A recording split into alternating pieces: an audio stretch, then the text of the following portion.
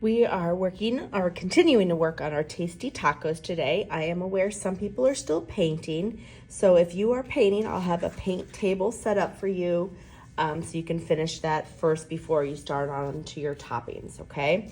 So if you did finish painting, you're gonna collect all your materials and you'll start where I start off on this today. If you did not finish painting, you're gonna take your papers straight to the painting table, and just remember, we want to have like dots in the background creating our pattern. So you'll just dip the hard end of your brush into the paint color you want, and then add your dots, go back to the paint, add your dots, and then when you switch colors, you wipe it off with a paper towel and continue.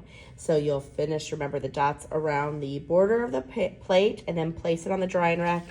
And then if you still have to do the splattering on your taco shells, remember you're going to go to that black and water mixture that I made, dip your paintbrush in there, and then tap it on your fingers or take your thumb and kind of fleck it so it has those little dots. And imperfections work perfect, okay? So if this is wet, you can still move on to the toppings.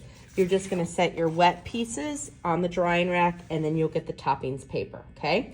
But if yours is dry from last week, we're going to start assembling. So you're gonna cut out your taco shells, you're gonna cut out your plate, everything, and then you're gonna get your glue.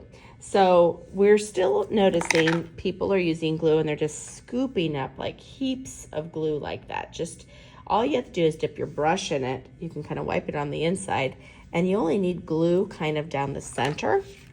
And then with these taco shells, I'm gonna try to fit another one right here, kind of fold up the sides,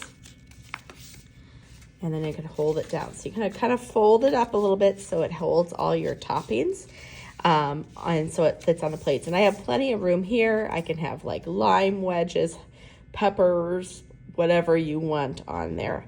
Also, if you did something, you're like, oh, I didn't want to have that blob right there, you could always strategically place things to cover it up. So don't worry about those.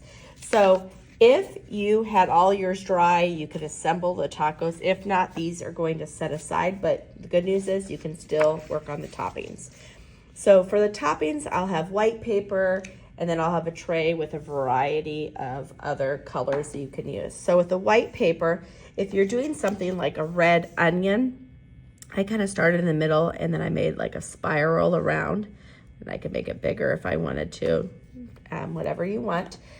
For the limes, I did the circle, kind of go in the center here, and then I draw these little wedges, and then I kind of softened up the edges so they're kind of a little rounded, like a real lime would be, with the dark blue.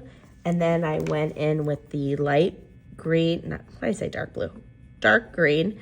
And then I went in with the light green here and colored it in. So that's a great thing about oil pastels. You can certainly layer colors on there. I kind of did the same thing with the jalapenos. And then this sheet here gives you some different ideas of what you can draw on your paper. So with that, you can see I've already started some of them, but you can cut them out. And I try to draw everything as close to that one side of the paper. So if I have any extra white, I can save it for next time or put it in the folder. I could even take this lime wedge and cut it into half or into sections, whatever you want. I also have brown paper for like the meat. And what I did with that is I kind of wadded it up. Okay, and then I unwad it. Then I can kind of tear out pieces, and that could be the meat for my taco. I can have lettuce, like this kind of lettuce. Same idea, kind of wadding it up, unwadding it, and tear off the paper for lettuce leaves. If you're looking for more of the crinkle cut lettuce, you can use the darker one and do like the accordion fold. So I fold it one way, then I fold it this way, and that way. So you're creating like that zigzag, and I keep folding it different directions.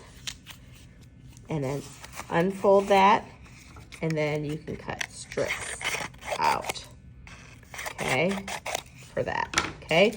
So you have all these different pieces. The cheese, I had a yellow piece and I just cut little strips like that. So I'm gonna start assembling one of my tacos. So let's say I start with this one here. So the first thing I'm gonna do is get a little bit of glue. And notice I don't have a lot of glue. And I'm just gonna kind of work in a section. There we go. Okay, put that down for somebody else to use.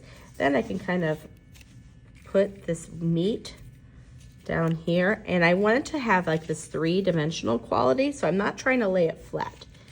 That's why you don't need a ton of glue. I could have a piece of onion there. I could have a lime piece there. I have another piece of meat here. I can go in there, put a little bit more on there, and add some more meat to it, okay?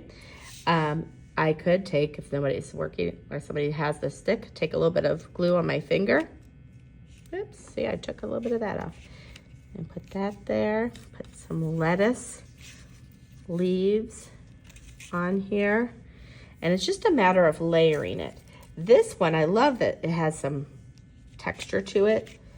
And I'm gonna maybe glue at one end and then the other end so it has kind of a 3-dimensional quality, and I'll just keep layering and layering it to make it look interesting, okay? So remember, you have this sheet here that gives you some ideas, and then you'll just have a variety of colors, so you know, not everything is the same color. It'll make things stand out in different shapes and textures and all that. So remember, some things I just left flat, other things I crumbled up to give it a texture, some things I folded to give it a texture, and then I'm just adding it to it till I fill up my tacos. And then you can even have pieces like this, like lime wedges sitting on the edge of yours, and then you just keep adding and adding to it. So you want the tacos to be full, kind of in the middle, like a real taco would be. And if somebody has a stick, you can use the stick to kind of put lettuce or glue on one end and just make sure it's kind of sticking up a little bit, okay? But I shouldn't see any glue like drizzled over the whole thing, because that will make this very heavy and it will take too long to dry, okay? So if you've just started assembling it because your paint was dry like this, I'll have a counter for you to set it on. If you're someone that painted today, you're gonna put it on the drying rack, and then you can start assembling these. I probably would avoid cutting out too much because that's a lot to keep and you're more likely to lose it. So I would just start drawing it on there, maybe crinkling things like this so it's ready to go for next time. And then just make sure on the back you write your name or initials in class code so that you can get all of your hard work next time so you can finish up your tacos.